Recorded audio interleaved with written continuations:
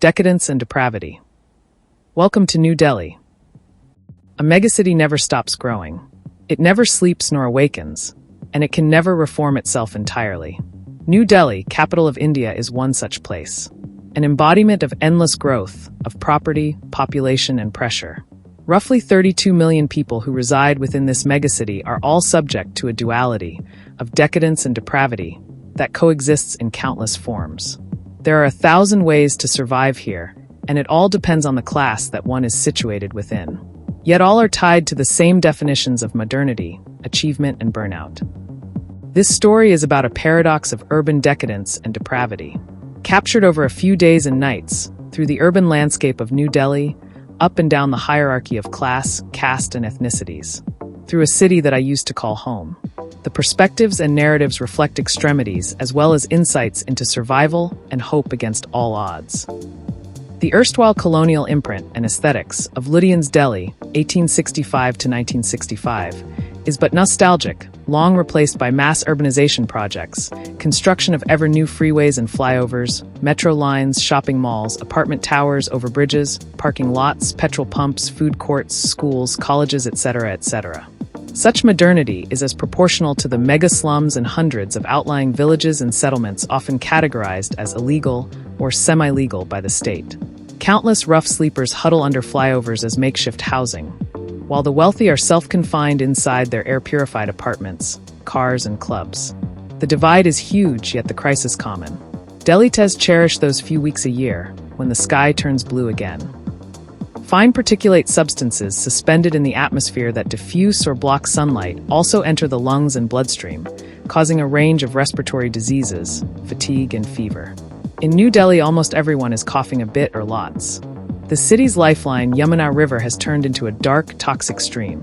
Politicians and policymakers blame each other for this irreversible disaster, while making familiar promises to magically clean her. The freeways and flyovers clog up with ever more vehicles. More driving licenses are issued every year. What individualist behavior or social norm makes millions of people honk at each other? Yet the state insists as New Delhi, home to millions of dreams, the city takes on unprecedented responsibilities of realizing dreams and bringing people closer and inspiring their thoughts. Delhi government. Back in 1968, Paul R. Ehrlich wrote The Population Bomb, partly influenced by what all he saw during his visit to New Delhi. The young biologist told a vivid story with a grim warning. Ehrlich saw more people packed within tiny spaces, surviving in ways that he could never imagine earlier. He also saw people hanging out of trees and defecating in the open, and washing and bathing outdoors and in parks. The book was a bestseller in the West. Already concerned about global overpopulation, it helped catalyze a misunderstood reality and false prophecy. Even as hundreds of thousands of Indians were forced into sterilization, 1977 to 80, the state and its Western compliance failed to curb the so-called overpopulation problem bomb. Ehrlich's Malthusian modeling, paranoia, and prophecies of collapse did not add up in reality. Since The Population Bomb was published, New Delhi's population grew from 3.8 million in 1972 to roughly 30+ million in 2020. This indicates a 68-fold increase in the urban population of Delhi over the last 125 years. Such exponential growth and multidimensional expansion busted Ehrlich's eco-predicament human population is too great. 1975. Beyond so-called carrying capacity, there are no signs of collapse or mass decline, albeit the pressure upon the land is preposterous beyond measure. How is such an overshoot of everything holding itself together? Who survives and who actually thrives? Regardless, such vertical and horizontal expansion is not according to some master plan, but an outcome of cheap fossil fuels, unchecked urbanization, rapid transport, and low-paying jobs across engines of the economy. For who? For an overall achievement society. One that is at the risk of constant burnout. A society that also leads millions of children and adolescents into hostile environments, with ever new threats and disorders. New Delhi accounts for the highest number of homeless children in the country, numbering over 1.4 million. UNICEF 2020. A common sight of suspended lives that oscillate between opportunity and peril. Street children always have a history of working. We are engaged in different kinds of jobs. And that includes begging, selling small items, balloons, cheap toys, flowers, and pens on the streets and busy crossings. Also working at food stalls, restaurants, garages, with scrap dealers, and around big and small construction sites. Says Saiba, 13 years old assistant at a chai shop. All such jobs, done by hundreds of thousands of street children in New Delhi, are considered as the unorganized sector by the government, NGOs, and policymakers. Working and foraging in small bands, street children are paid daily wages. Whatever amount decided by the adults and whatever UNICEF children's rights, the reported cases of discrimination, exploitation, and abuse are on the rise. We move from one place to another depending on the weather, or when our parents find new work, or even when the police comes by. Pratap Mahato, 11 years old. An equal number of children and teenagers who belong to the middle and upper class face a different set of pressures, health problems, and risks. Rich or poor, situated within apartments or slums, the children of New Delhi share an overall scarcity of a safe and clean environment. Since 2019, our classrooms have been fitted with air purifiers for the winter and air conditioners during summer. Rohini Mukherjee, Birla International School. A recent study conducted in New Delhi by India's top medical institution points to a sharp rise in common mental disorders, anxiety and depression, especially amongst adolescents. It is common now to hear terms like ADHD and bipolar amongst school kids of New Delhi. Rising stress levels inside every megacity also roll out a range of coping mechanisms that evolve into corresponding economies. New Delhi is no exception to that outcome, with a hockey stick rise in the consumption of prescribed drugs, therapy sessions, counseling, rejuvenation clinics, etc. Must include the steep rise in consumption of alcohol, tobacco, and illegal substances such as marijuana, hashish, cocaine, amphetamines, opioids, etc. Purely motivated by economic gain, the erstwhile government of New Delhi, led by Arvind Kejriwal, declared buy one get one free across all government-approved liquor shops in 2021 to 22, a 50% waiver on all brands. The legal drinking age was reduced from 25 to 21. The new clean shops would stay open till 3 a.m. Concurrently, narco-trafficking has also taken on bigger proportions. Post-lockdown, once the nightclubs and bars reopened, the private parties and big marriages could happen again. I was pushing nearly 100 grams over weekends. The demand spiked, and I am not the only person operating in South Delhi. Dealer, name withheld. India's appearance on the global stage as a rapidly growing economy does not mention the rising inequality of wealth and corresponding social crisis. And like Mumbai, New Delhi too is symbolic of such a terrible transition.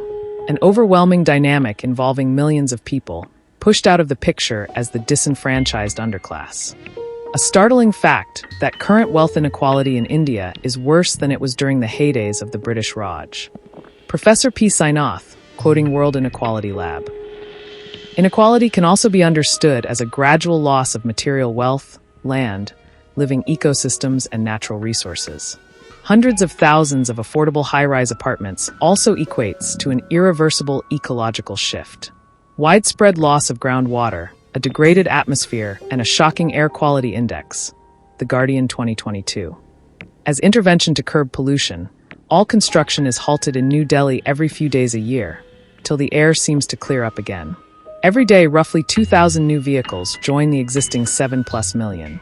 Cheap energy, cheap labor, and the velocity of New Delhi are all chained to its ravenous economy. One that is entirely alien to ecological sanity and boundaries, and it's not the average citizen who is to blame or magically reform. During 2020 to 2023, more than 300 hectares of land has been sanctioned for the construction of new hotels, malls, flyovers, sports, and business complexes. Land Conflict Watch. The real winners of mass urbanization are a tiny section of the city's population. Ever more millionaires and real estate tycoons are listed as Delites, also touting a few billionaires like Shiv Nader, IT, Sunil Mittal, steel, Vikram Lal, real estate, and Rajiv Jaipuria, fast food.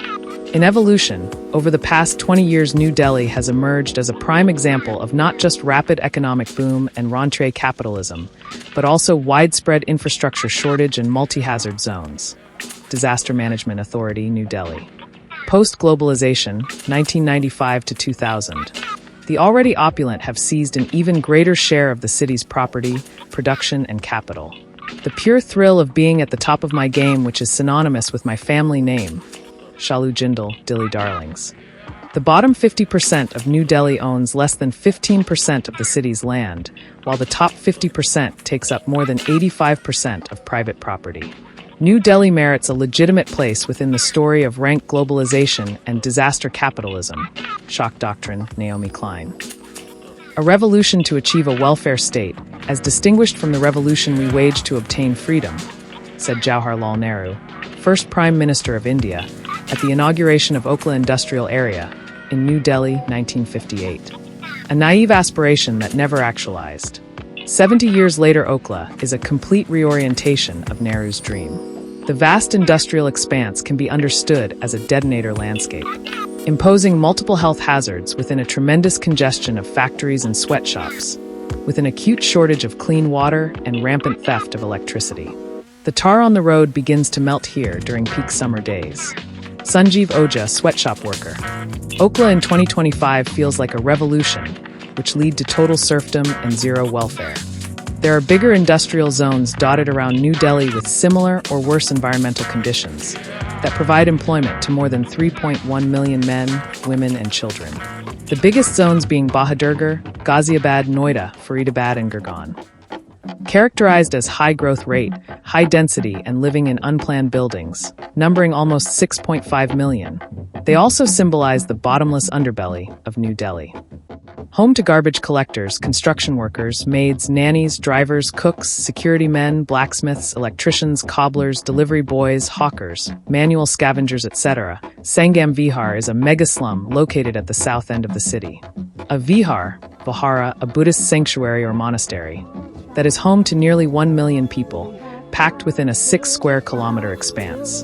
The combination of noise, congestion, poor layout, dangerous construction, and a degraded environment is tremendous, and so is the relentless throughput of daily survival.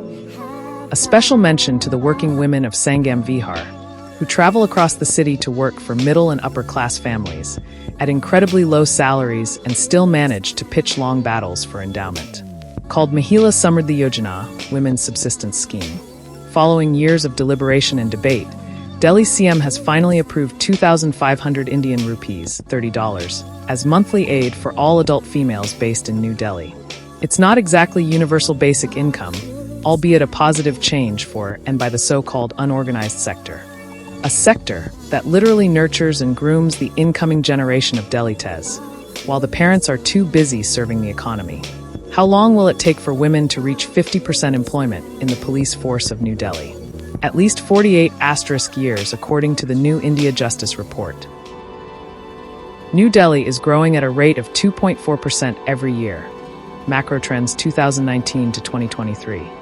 The entire metropolitan area, called NCR, holds a population of approximately 32,066,000 people. By 2028, New Delhi is projected to become the most populous city on the planet. UN 2022. Legions of urban planners, policymakers, architects, designers, academics, journalists, etc.